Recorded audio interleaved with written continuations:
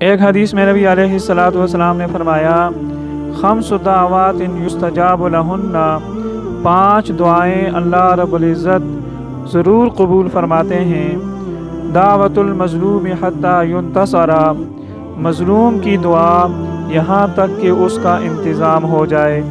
Number 2 دعوت الحاج حتی یصدر، حاجی صاحب کی دعا جب تک کہ وہ گھر واپس نہیں لوٹتا۔